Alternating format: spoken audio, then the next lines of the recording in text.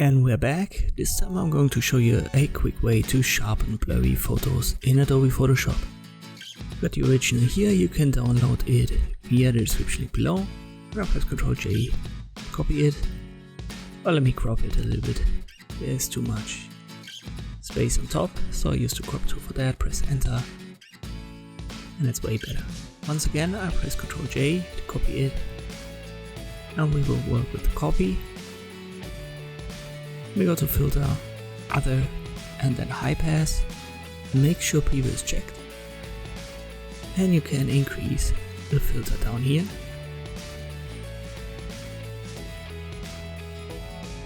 Don't go overboard.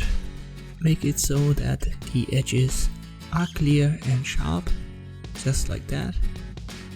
But you don't want to have too much details. It looks unnatural that way. Let me create more copies and I'll show you what it looks like if you go overboard. So use Ctrl J again. I type in, this was our small high pass with 8.8. And I create a new one.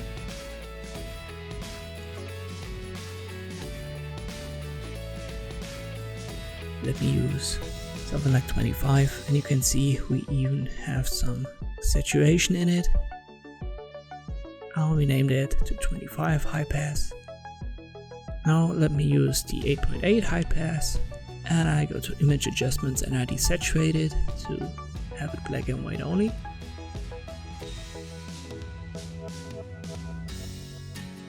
I put it on top of the original copy, and now you want to use overlay, soft or hard light. These are the three blending modes that work best here. Let me zoom in and you can see the difference between the original and the sharpened result. So overlay, kind of a middle ground, soft light when you don't need that much sharpening, and hard light, it creates the most intense results. Then you can also use one of these blending modes and play around with the opacity up here. So for hard light, it would have been too much to use 100%. For overlay, I can still go down, maybe up to 80. That looks fine. But let me show you what it looks like if you use too much. I desaturate it again under image adjustments, desaturate. And now I use the two blending modes again. So overlay, soft and hard light. And overlay is already a little bit of a posterized effect. It doesn't look natural anymore.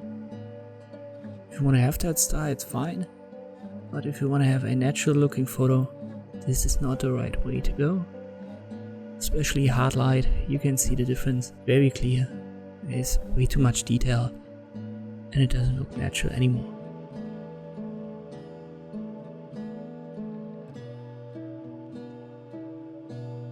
So this was the 8.8 high pass, and that's something I would use.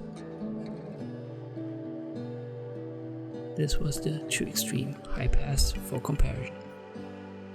And this is how you can quickly sharpen images in Adobe Photoshop. Just use a high pass filter, desaturate it, and use a blending mode, overlay, soft light, hard light. Thank you for watching, and I'll see you next time.